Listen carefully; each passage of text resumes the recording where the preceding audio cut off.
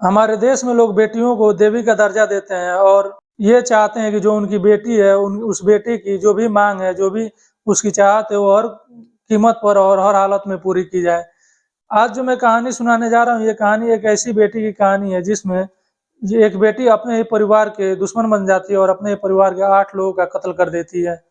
जिसने भी इस कहानी को सुना या जिसने भी इस मंजर को अपने आंखों से देखा, उसने यही कहा कि ऐसी बेटी ऊपर वाला किसी को न दे।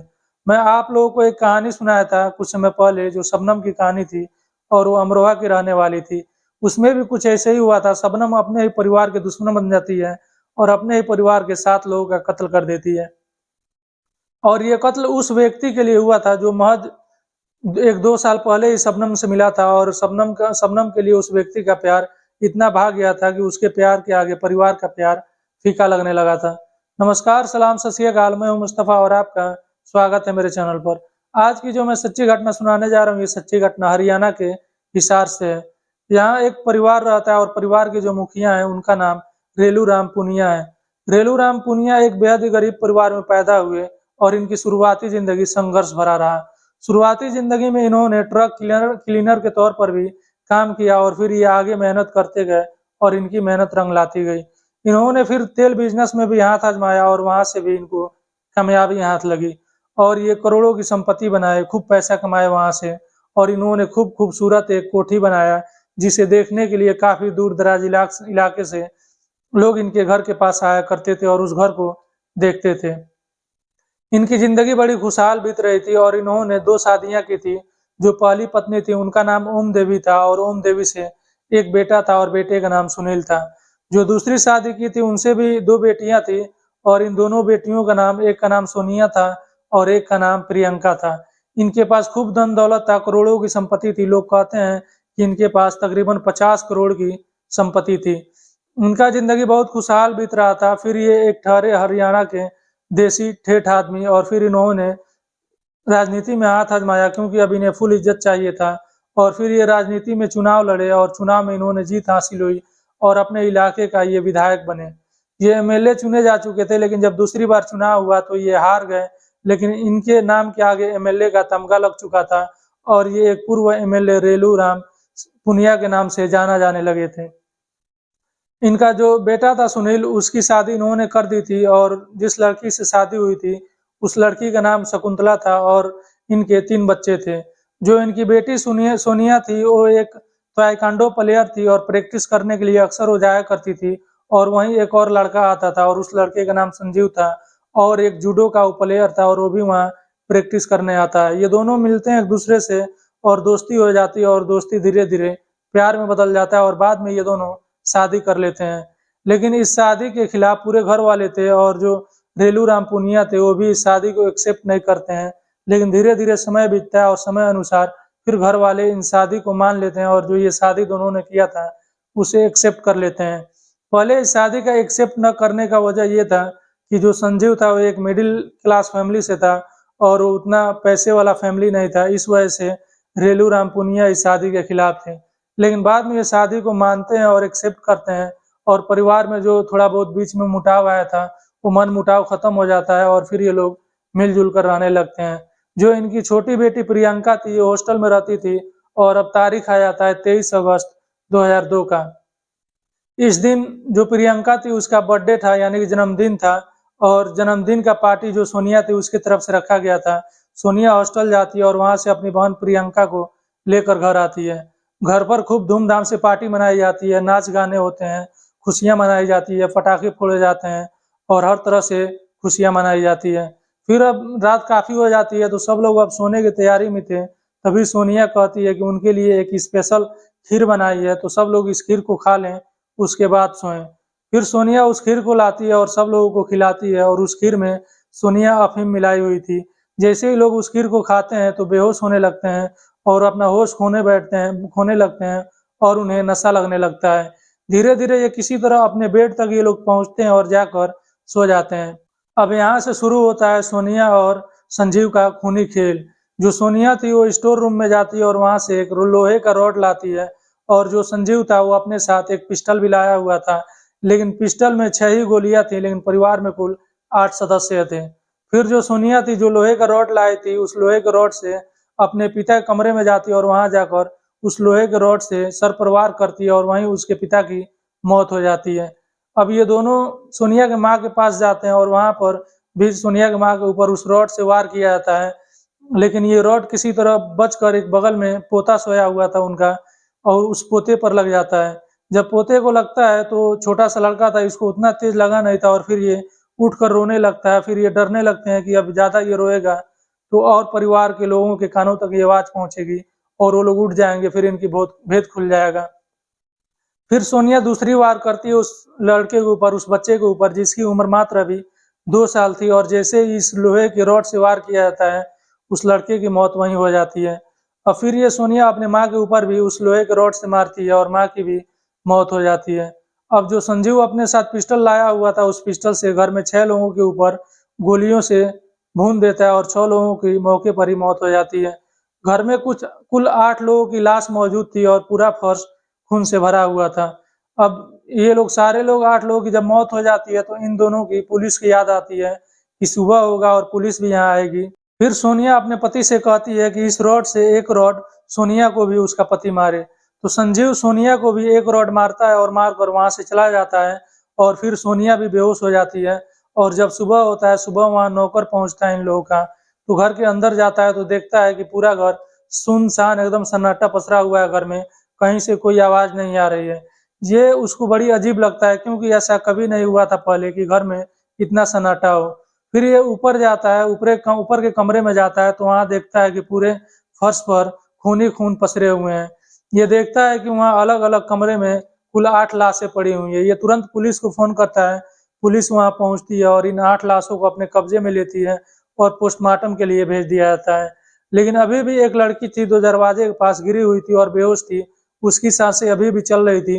पुलिस उसे आनन फानन में हॉस्पिटल भेजती है और उसका इलाज चालू हो जाता है।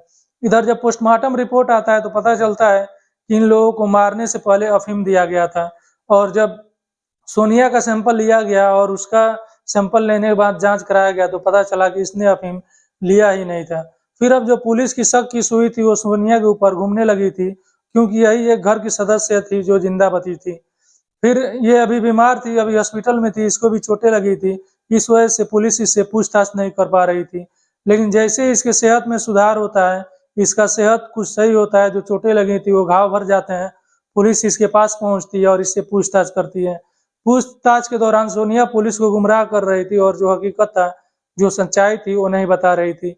लेकिन पुलिस जब सोनिया से सख्ती करती है और सख्ती करने के बाद पूछती है तो सोनिया टूट जाती है और ये पूरी कहानी सुनाती है और बताती है कि कैसे उसने बर्थडे का पार्टी दिया और उस पार्टी में सबको खीर खिलाई और उस खीर में अफीम मिला दिया था और सबके सोने के बाद उसने कैसे लोहे की रॉड से मारा और गोलियों से भुना गया। फिर पुलिस संजीव को भी गिरफ्तार करती है और उसे भी थाने लाती है। लेकिन अभी भी पुलिस के पास सवाल थे और सवाल ये था कि जब इन लोगों का लव मैरिज परिवार वाले स्वीकार कर चुके थे, परिवार वाले ये शादी मान चुके थे, तो आखिर कारण क्या थी और वजह क्या था कि परिवार के 8 लोगों को मारना पड़ा। सोनिया बताती है, जो पूरी कहानी थी वो सुनाती है, मारने की वजह बताती है और कहती है कि जो उसका पति संजीव है वो एक जूडो प्लेयर था, लेकिन उसमें वो कामयाब नहीं हो सका और ज्यादा आगे तक वो नहीं खेल सका। फिर उसने नौकरी की भी तलाश की, जॉब करने की भी कोशिश की, लेकिन उसकी नौकरी भी कहीं नहीं लगी। फिर सोनिया अपने पिता से कहती है कि वो पिता कुछ जमीन बेचें और कुछ जमीन बेचकर उसको कुछ पैसे दें जिससे कि वो अपने पति के लिए बिजनेस करे। लेकिन जैसे ही इसके बारे में उसके भाई यानी कि सुनील को पता चलता है, सुनील गुस्से से तमतमा जाता है और फिर घर से बोलेरो उठाता है और सीधे बहन के घर पहुंच जाता है। वहां जाने के बाद बहन से इस बात को लेकर झगड़ा करता है। हालांकि सोनिया यहाँ तक सही थी, वो अपने हिस्से मांग रही थी, पैसे मांग रही थी, उसको पैसा और उसे हिस्से मिल जाने चाहिए थे। लेकिन सुनील को ये बात नागवार गुजरती है और अपने बहन के घर जाकर खूब झगड़ा करता है। उसकी बहन इतना गुस्से में हो जाती है कि अपने पति का पिस्टल उठाती है और वो पिस्टल उस सुनील के ऊपर, अपने भाई के ऊपर तान देती है। लेकिन उस समय सुनील का किस्मत अच्छा था कि उस दिन गोली नहीं चली, लेकिन शायद उस दिन गोली चल गई होती तो एक ही जान गई होती, घर के बाकी सदस्य बच गए होते, बाकी लोगों का मौत नहीं हुआ होता। फिर ये दोनों वहां से झगड़ा करते हैं और झगड़ा करने के बाद सुनील अपने घर आ जाता है। अब सोनिया के मन में पूरे परिवार को खत्म करने का, पूरे परिवार को कत्ल करने का जो प्लान था वो चलने लगा था। इस बारे में वो अपने पति से भी बात करती है और पति को भी बताती है, पति भी तैयार हो जाता है और पति भी पूरे परिवार को कत्ल करने के बातों से राजी हो जाता है। फिर ये लोग समय की तलाश में लग जाते हैं, मौके की तलाश में लग जाते हैं। फिर वो मौका आता है 23 अगस्त 2002 का, जिस दिन सोनिया की बहन यानी कि प्रियंका का बर्थडे था। उस दिन लगता है इन लोगों को कि ये बहुत अच्छा मौका है और इस दिन इन लोगों को मारा जा सकता है। फिर इसी प्लान के तहत सोनिया अपने तरफ से पार्टी रखती है और उस पार्टी में सबको खीर खिलाई जाती है और खीर में पहले से ही अफीम मिलाया गया था और वो खीर खाते ही सब लोग बेहोश हो जाते हैं और एक-एक करके सबको मौत के घाट उतार दिया जाता है। इस मामले को पुलिस जिला सेशन कोर्ट में ले जाती है और वहां से इन दोनों को फांसी की सजा सुनाई जाती है। फिर इस फांसी के सजा के खिलाफ ये दोनों हाई कोर्ट पहुंचते हैं। फिर हाई कोर्ट जब इस पे फैसला सुनाता है तो जो फांसी की सजा थी उस फांसी की सजा को पलटता है और इसे उम्र कैद में बदल देता है। फिर ये मामला सुप्रीम कोर्ट में जाता है। सुप्रीम कोर्ट में जो जज थे वो इस फैसले को भी पलटते हैं। जो हाई कोर्ट का फैसला था उम्र कैद था उसे पलट देते हैं और जो सेशन कोर्ट का फैसला था उसे बरकरार रखते हैं, यानी कि इन दोनों को फांसी की सजा बरकरार रखा जाता है। लेकिन अब 2014 आ जाता है और इन लोगों को अभी तक फांसी नहीं हुई थी। तभी सुप्रीम कोर्ट एक फैसला करता है और एक फैसला ये करता है कि जो काफी दिनों से जेल में है और उनकी फांसी की सजा हुई है लेकिन अभी तक उन्हें फांसी की सजा नहीं मिली है, तो उनकी फांसी की सजा को बदलकर उम्र कैद में बदल दी जाए, क्योंकि वो काफी समय से जेल में है और उन्हें अभी तक फांसी नहीं हुई। तो इस लिस्ट में ये दोनों भी आ जाते हैं, संजीव और सोनिया भी आते हैं और इनके भी फांसी की सजा को पलटकर उम्र कैद में बदल दिया जाता है। फिर 2018 आता है। 2018 में जो संजीव था वो पैरोल पर बाहर आने के लिए एप्लीकेशन डालता है और इसका जो एप्लीकेशन था वो एक्सेप्ट हो जाता है और उसे 15 दिनों का पैरोल मिल जाता है। ये 15 दिनों के लिए जेल से बाहर आता है लेकिन दोबारा ये वापस जिस दिन इसे जेल जाना था उस दिन जाता ही नहीं है और ये कहीं भाग जाता है। फिर पुलिस इसे तलाश करती है लेकिन इसका कहीं से कोई जानकारी नहीं मिल रहा था। पुलिस अपने मुखबिरों की भी लगाती है। फिर मुखबिरों द्वारा ही पता चलता है कि जो संजीव है वो गुजरात में रह रहा है और वहां पर ये साधु का भेष बना लिया है और ये साधु की जिंदगी जी रहा है। पुलिस को जब इस बारे में पता चलता है तो गुजरात पहुंचती है लेकिन वहां से ये भाग चुका था, वहां से नहीं मिलता है। फिर पुलिस को पता चलता है कि ये मेरठ में आया हुआ है। फिर पुलिस यहाँ मेरठ में पहुंचती है और मेरठ से ये गिरफ्तार हो जाता है। जब गिरफ्तार हुआ था तो ये साधु के भेष में ही था। पुलिस इसे अपने साथ लेकर जाती है और जेल में बंद कर देती है। इधर जो सोनिया थी इसने भी एक बार खुदकुशी करने की कोशिश की लेकिन वहाँ जो कैदी थे वो इसको बचा लिए और इसको मरने नहीं दिया। फिर पुलिस उस जेल से इसको निकालती है और दूसरे सेल में भेजा जाता है जहाँ पर कड़ी निगरानी रखी जाती थी कि ये खुदकुशी न करे। कुछ दिन वहाँ उस जेल में ये रहती है और फिर वहाँ से निकाल कर फिर इसको नॉर्मल जेल में भेज दिया जाता है। ये थी एक ऐसी कहानी जिसमें एक बेटी अपने ही परिवार की दुश्मन बन गई और जो वजह थी वो ये थी कि उसे धन दौलत चाहिए थे, उसे पैसे चाहिए थे। लेकिन ये बात उसके भाई को नागवारा गुजरती है और झगड़ा होता है और ये झगड़ा 8 लोगों की मौत की वजह बन जाती है। हालांकि उस समय जो सोनिया को की पैसे की जो मांग थी वो जायज था। इस बात को लेकर वो कानून तक जाती, पुलिस तक जाती, कोर्ट तक जाती तो फैसला जो आता उसके हक में आता, क्योंकि वो हक पर थी और उसका भाई के खिलाफ फैसला आता। लेकिन ये एक गलती कर जाती है, एक गलती कर बैठती है और ये गुस्से में आकर अपने परिवार के 8 लोगों को मौत के घाट उतार देती है और इसी गलती की वजह से अभी ये इन दोनों की जिंदगी जेल में कट रही है। ये थी आज की कहानी। आपको कैसी लगी कमेंट बॉक्स में ज़रूर बताइएगा और आपसे रिक्वेस्ट है कि अगर आपको मेरी कहानी अच्छी लगी हो तो लाइक कीजिए, शेयर कीजिए और मेरा चैनल सब्सक्राइब ज़रूर कर लीजिएगा।